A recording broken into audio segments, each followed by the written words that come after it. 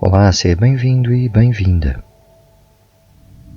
Mais um momento especial, mais um momento de reflexão que nos leva ao campo da identidade, ao campo da autenticidade.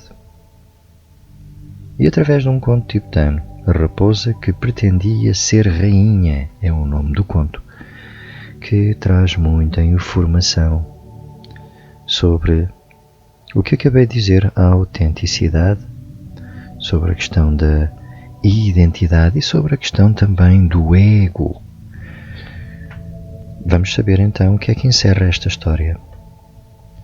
Era uma vez uma ambiciosa raposa que um dia entrou numa aldeia com o intuito de roubar comida e, ao passar junto a uma tinturaria, caiu numa tina de anil. Anil é uma cor azul, índigo, entre o violeta e o azul. Assustada, levantou-se num ápice e desatou a correr para a sua toca. Sob os raios do sol, o seu corpo brilhava como pedras preciosas. Quando chegou à floresta, as outras raposas olharam-na atónitas e perguntaram-lhe: "Quem és tu?" E ela respondeu: "Chamo-me Jiazu. O Imperador do Céu mandou-me para aqui para ser a rainha dos quadrúpedes", respondeu a raposa. E logo todas as raposas fizeram saber isto a todos os outros animais. E como nunca tinham visto tão bela cor de pele e de pelo, e, não reconhecendo que espécie de animal ela era, proclamaram-na rainha. Depois a raposa montou sobre um grande elefante, fez do leão o seu guarda-costas e, seguida de um grande cortejo, passeou pelo seu reino. Deu ordem para que todos os tigres e todos os reis dos outros animais fossem à sua corte render-lhe homenagem. E quando um dia pensou na sua mãe, que morava longe num vale, que ela viesse partilhar da sua riqueza e glória, mandou para tal uma raposa com a seguinte mensagem: "Querida mãe, a tua filha agora é rainha, vem depressa." A mãe da raposa perguntou ao mensageiro: "Como está a minha filha? Vive com ostentação?"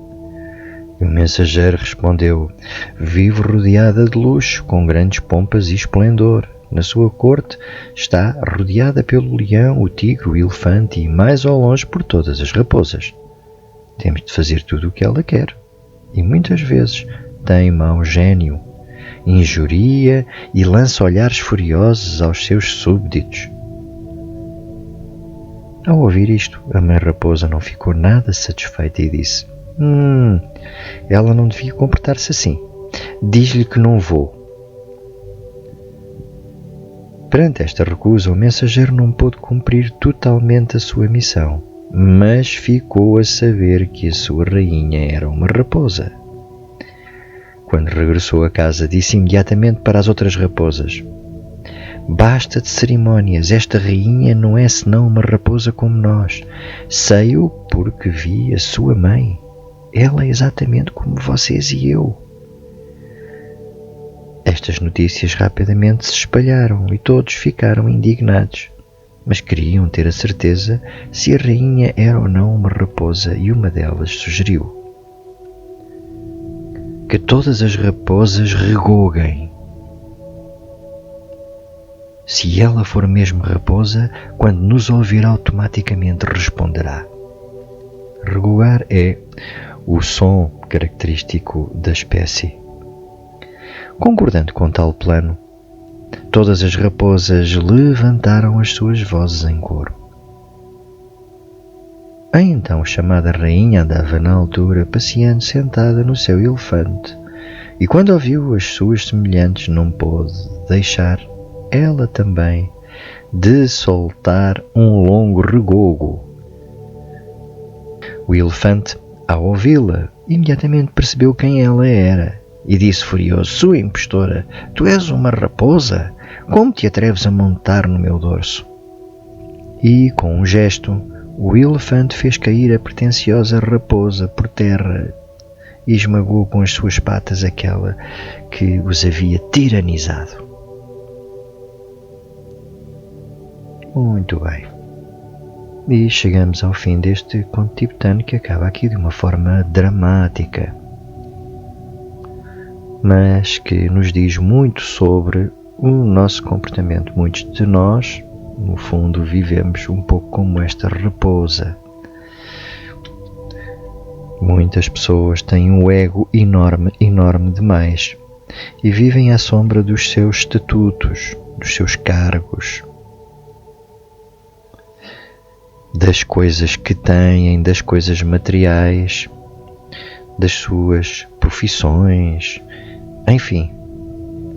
E deviam pensar que, na realidade, nós não somos a nossa profissão, não somos o nosso cargo, não somos a nossa função, não somos a nossa localização, não somos o que temos, porque, no fundo, se eu deixar de ser diretor, ou se eu deixar de ser empreendedor, ou tiver um cargo importante, eu continuo a ser uma pessoa. E para essas pessoas, não tendo um cargo, não tendo uma função, não tendo coisas materiais, elas sentem que deixam de ser gente, deixam de existir. E isso é uma coisa gravíssima que se apodera de nós e cria medo, cria ansiedade, cria stress. Mas há pessoas assim. E temos que estar atentos.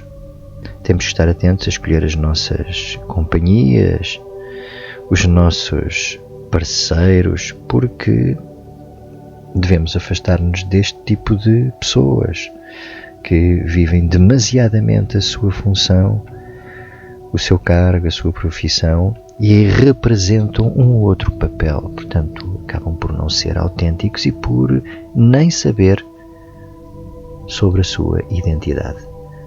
Perderam-se na sua identidade. Representam um papel e os valores que esse papel exige que representem, mas depois têm outros. Na verdade, que vivem sempre com medo de ser desmascarados e sempre a representar aquele papel e a exigir mais dos outros. Normalmente estas pessoas, como têm o ego muito exacerbado, acabam por ter um traço psicológico de narcisistas. E então exigem reconhecimento, exigem elogios, exigem que lhes prestem, digamos que, vassalagem. Exigem coisas que as chamam de respeito. Tens que me respeitar. Quando, no fundo, isto o que quer dizer é tens que te submeter. E então tem cuidado, tu estás a pensar agora nisto. Estas pessoas são muito numerosas. É fácil encontrar gente como esta. Junta-te com pessoas que gostam genuinamente dos outros e vivem uma vida que é a sua, dentro da sua identidade, têm consciência de como são, daquilo que são,